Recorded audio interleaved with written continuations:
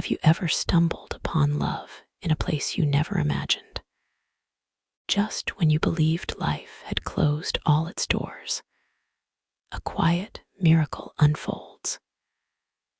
This story is about mending wounds, building trust, and a woman who discovered that the heart can find its haven in the most unlikely corners. On that particular evening, the sky draped itself in a gentle gray, casting a serene hush over the tranquil suburban neighborhood. The leaves murmured softly in the breeze, exchanging secrets only the wind could understand. A few clouds drifted lazily across the heavens, while the amber glow of the sunset bathed the rooftops of quaint homes in a warm light. Reminiscent of simpler times, Clara Evans stood by the window, her hand resting against the cool pane. From her vantage point, the distant meadow stretched toward the horizon, where the sky tenderly met the earth in a way she rarely felt from those around her. Every heartache, every unspoken sorrow, every lonely night in her small room was etched deeply within her from that unforgettable moment. The day a tragic accident claimed her parents. Since the age of 15, Clara had lived with her aunt and uncle, who viewed her more as a duty than a daughter. She didn't seek their affection. All she craved was calm, a simple life, and the freedom to forge her own path. Yet at 19, even that was stripped away. Her aunt and uncle arranged for her to marry a stranger, James Thornton, a wealthy, accomplished widower, nearly 30 years her senior. On the day she wore a wedding gown that felt foreign, Clara believed she was stepping toward the end of her dreams. But sometimes, where we anticipate sorrow, fate sows the seeds of something extraordinary. That evening, the air in the old house felt heavy with unspoken tension. Clara sat at the edge of the dining table, her fingers brushing the faded tablecloth. A dim light overhead cast long shadows across the worn wooden floor. Her Aunt Margaret placed a steaming mug of tea before her, while Uncle Thomas sat rigidly, his hands clasped tightly. "We've made a decision," he announced abruptly. "You'll marry James Thornton." Clara's breath caught, her heart pounding before falling silent. James Thornton's name wasn't unfamiliar. She'd seen it in articles, linked to grand estates and innovative designs. He was successful, prominent, but seemed distant, unapproachable. "I've never even met him," she whispered. "You don't need to," Margaret replied sharply, setting the mug down with a thud. "Who do you think has provided for you all these years?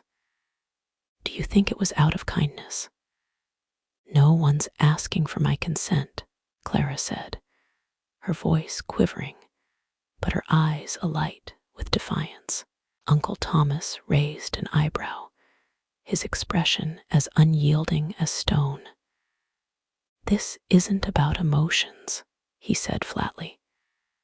"He's agreed to clear our debts. In return, he's asked for your hand. That's the arrangement. The wedding is in 2 weeks." Clara sat frozen, the world blurred at its edges. Her breaths grew shallow. In that moment, she realized they weren't marrying her off to preserve a family. They were trading her to ease their burdens. That night, she wept until exhaustion claimed her, not just for the forced marriage, but because she knew, deep down, no one truly wanted her. 2 weeks later, in a white gown that didn't feel like hers, Clara walked down a flower-lined aisle. Each step felt like a march toward a locked door, behind which she left her freedom, her youth, her aspirations. No one spoke of love. No one mentioned a future. Only a quiet truth echoed within her. She had been traded, and no one cared to cherish her heart. That night, James's grand home enveloped her in an eerie stillness.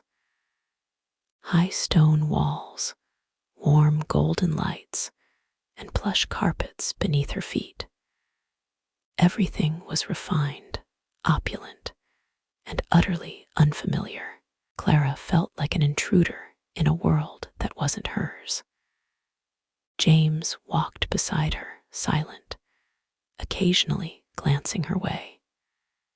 His gaze was steady, composed.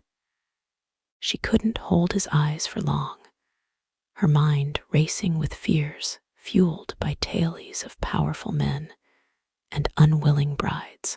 When the bedroom door opened, her chest tightened. The room was cozy, softly lit, with crisp white linens and flowing curtains. To Clara, it felt like a gilded cage. "You can rest," James said, his voice deep and even. "I'll sleep in the next room." Clara blinked, stunned. She managed a faint, "Thank you." James studied her, not with the gaze of ownership, but with quiet observation. He nodded slightly and left, closing the door gently. Silence wrapped around her, broken only by her racing heartbeat. She sat still in that beautiful, unfamiliar room, grappling with confusion. For the first time since the marriage was imposed, Clara felt a flicker of something new, not trust, not hope, but a whisper of relief. The next morning, Clara awoke to sunlight filtering through sheer curtains. She sat up slowly, clutching the blanket, as if fearing the fragile piece might vanish. She rose to find the kitchen, but paused at a small tray by the door. A steaming mug of tea, fresh toast, and a neatly folded note. "Good morning. I'll be in meetings until noon. Please enjoy breakfast. If you need anything, ask Mrs. Harper." Clara read the note repeatedly, searching for hidden motives. But it was simple, kind, without demands. Something stirred within her. She lifted the mug, its warmth seeping into her hands, then her heart, easing the tightness in her chest. No one had prepared breakfast for her like this. No one had left a note without expectations. Clara sat on the bed, sipping the tea slowly. Her heart remained wary, but for the first time, it didn't cower in fear. It simply paused. The days that followed unfolded in a gentle quiet. James kept his distance, speaking little and never intruding on her space uninvited. Each morning, fresh flowers adorned the dining table, lilies, daisies, or unnamed wild blooms, accompanied by a handwritten note, wishing you a peaceful day. The garden is open if you'd like a walk. No rush. Be yourself. Clara read them like deciphering a forgotten tongue, the language of kindness. She stayed cautious, but the fear in her gaze began to fade. Passing him in the hallway, she no longer held her breath.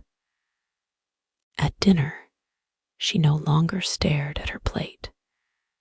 His presence softened from a looming shadow to something calm, considerate. One morning, she found him by the study window, sunlight warming his frame. She stepped closer, her heart steady. "Thank you," she said softly, "for not pushing me." James turned, his eyes like still water. A quiet pause stretched between them.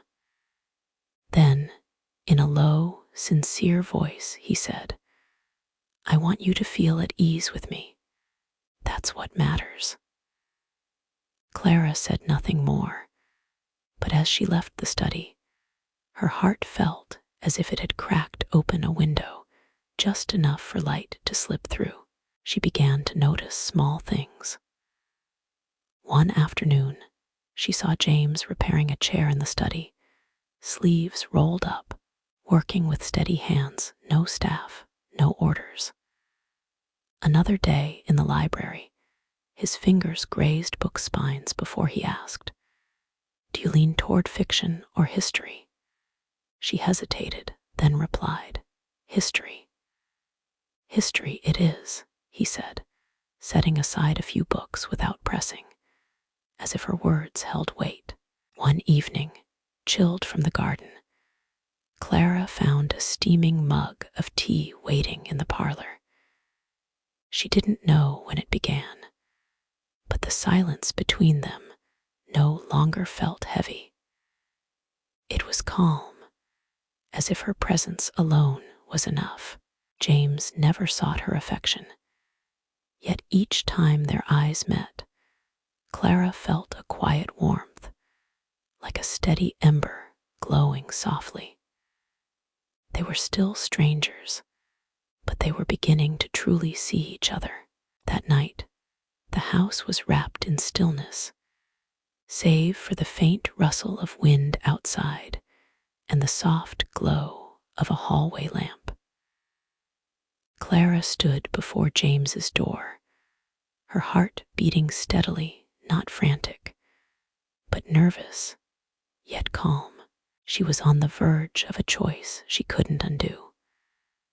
But this time, it was hers to make. She knocked lightly. James opened the door, surprise flickering in his eyes before softening. "I'm not afraid anymore," Clara whispered, her voice quiet but resolute.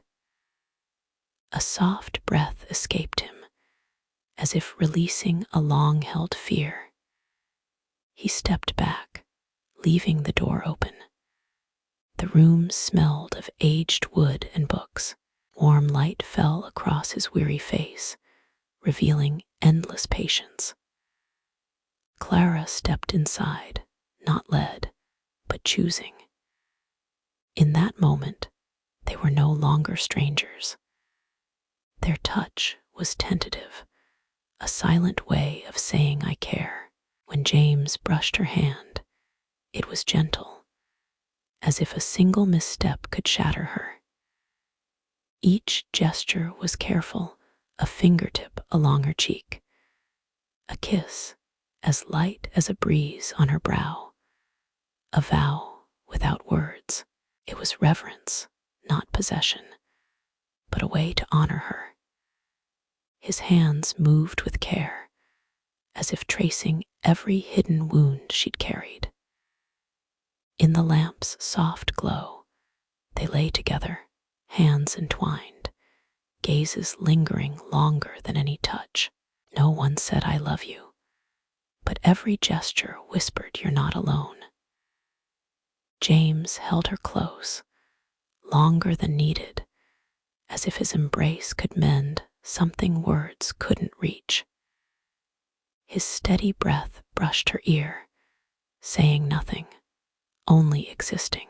In his arms, Clara felt her body was no longer a price to pay, but something worthy of care.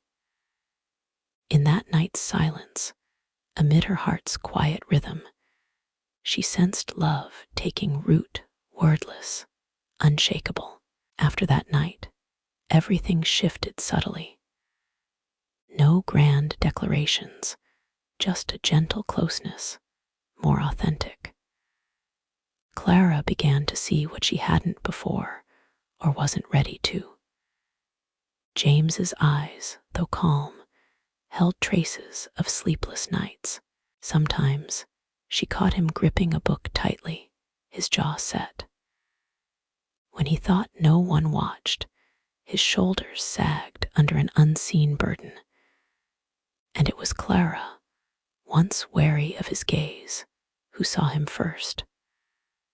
One morning, he looked exhausted. Without a word, she placed a steaming mug of tea before him, her hand resting lightly on his shoulder. He looked up, no businessman, no facade, just a man learning to be vulnerable. "I'm here," she whispered. No smiles were needed. For a moment, James leaned into her touch, exhaling deeply. For the first time, Clara felt like a haven, not out of duty, but trust. They had healed in solitude before. Now they healed together in quiet ways that ran deeper than words. It was a crisp autumn afternoon. The meeting hall buzzed with colleagues and old friends who knew James as a shrewd, driven man. Clara sat in the front row, hands clasped, uncertain. James stepped to the podium, alone, holding a simple folder. "Thank you for being here," he began. "This isn't about business or deals. I'm here for one reason." His eyes found Clara's. "This folder holds transfer documents, every company, asset, and property in my name. They now belong to her, not out of obligation, but choice." He faced Clara fully, his voice raw. "Clara, I once took your freedom with a decision that wasn't yours. Today, I return it. I trust you. I want you to have the life you choose." The room fell silent. Clara's hand flew to her mouth, tears streaming. Whispers rippled behind her. But no one spoke aloud, they understood. True love isn't vowed in words, but proven in the courage to let go when trust is real. That spring, they left the city, no fanfare, just a van, a few belongings, and a wooden sign on their new door. Their home sat at the edge of a peaceful village. Red roof, wide porch, windows framing endless fields. It wasn't grand, but it was theirs. "I don't want a house that screams wealth," James said as they stepped inside. "I want a home where we begin as ourselves." Clara touched the window frame, gazing at the serene view. Curtains swayed in the breeze. The air carried scents of fresh paint and warm bread, like a memory reborn. The next day, she led him to a place she'd shared with no one, a small graveyard atop a hill where her parents rested. Before two modest headstones, Clara's eyes glistened. James held her hand, silent. "I know I wasn't your choice for her," he murmured, voice thick with emotion. "But I swear, with all I am, I'll be the man who earns her love daily. I'll guard her heart like it's my purpose." Clara turned to him, a tear tracing her cheek. No vows were needed. That promise was everything. From then on, every meal was a moment to connect. Every evening on the porch, a chance to bond. Clara learned that family isn't just given, it's felt in the quiet moments that make life whole. One morning, sunlight spilled through soft curtains, casting golden flecks across the bed. Clara woke not to an alarm, but to her young daughter's giggles drifting from the kitchen, mingled James's warm voice. She lingered, listening, her heart swelling. At 15, she thought life held only pain, but now her pain had blossomed into beauty. The day was simple, yet complete. Breakfast in the sun, a picnic in the yard, an evening walk with their child. That night was the most cherished. James led her to the porch, lit by lanterns and surrounded by flowers she'd planted. In his hand, a delicate bracelet with 5 small charms, one for each year together. Not for show, he said softly, but because every year matters. Clara's eyes shimmered with gratitude, with love. Before she could speak, she leaned into him, certain, full. She wasn't just enduring love, she was embracing it. He held her close, whispering, "I love you too." Under the stars, with their daughter sleeping nearby, Clara knew she had what she once never dared dream, a family, a love truly hers.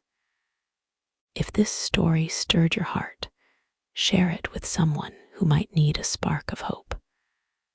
What does home mean to you? Share your thoughts below. Until next time, keep your heart open. Quiet miracles may be waiting.